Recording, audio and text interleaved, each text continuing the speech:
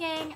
First off, I just want to say hi to the new members of WeReadBooks and welcome to the channel. I'm Emily, which you may or may not already know, and I'm really excited that y'all are on here and that there have been like regular WeReadBooks videos, because I know that we're all really busy. A lot of us are in school and it's hard to get reading in outside of school, and it's hard to get book reviews up outside of school when I know we're all crazy busy. Today I'm going to be reviewing two books. The first is Maximum Ride by James Patterson, and the second is Sister Carrie by Theodore Dreiser. Start with Maximum Ride. This is the only thing by James Patterson I've ever read. He's primarily an adult author. This is a young adult book. It's about 5 kids who have been genetically altered so that they have wings and they can fly.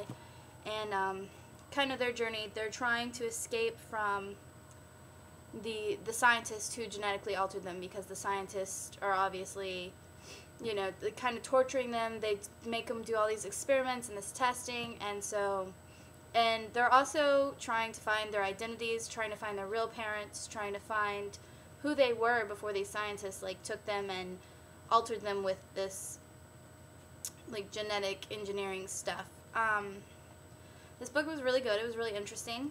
One thing I have to say is that the first 200 pages went really fast, and then after that, I, for some reason, could not get through the rest of the book. It's definitely probably for younger readers. I don't know if James Patterson just doubts the intelligence of young adults, or if this is just how he always writes, but it does have, it's very simple, the writing is, so that was kind of strange for me, but it might have just seemed that way because I've been reading a lot of dense stuff for school. But the story was great. It moves fast. It's a really quick, good read. I don't know if you like reading James Patterson, but yeah, that's basically all I have to say about this book. And then the second book, Sister Carrie, is a more classic book. It's by Theodore Dreiser, and it's from the early 1900s, and it is about this girl named Carrie. And she, at the beginning of the book, is moving away from her home. You know, she's heading to Chicago, the big city. You know, she has dreams of, you know, getting fortune, getting started in the city. She's going to be staying with her sister. She has all these dreams, like going to the movies, having this city life. But when she gets there, she finds that it's not what she expected. And then it continues kind of through her life. And it's very good. I was kind of afraid of reading it because it was assigned for my American fiction class, but once I got into it, it was really good. My roommate, when I was describing the plot to her, was saying that it sounded a lot like Pygmalion, or maybe My Fair Lady.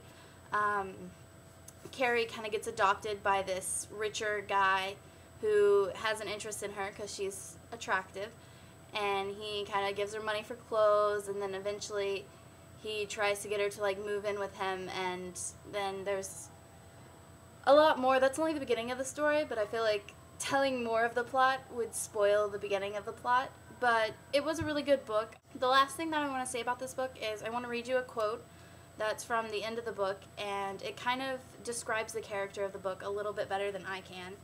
And it gives you like the mood of, you know, the early 1900s and the people, like the thoughts that were going on. And I feel like it's kind of the author directly speaking through a character.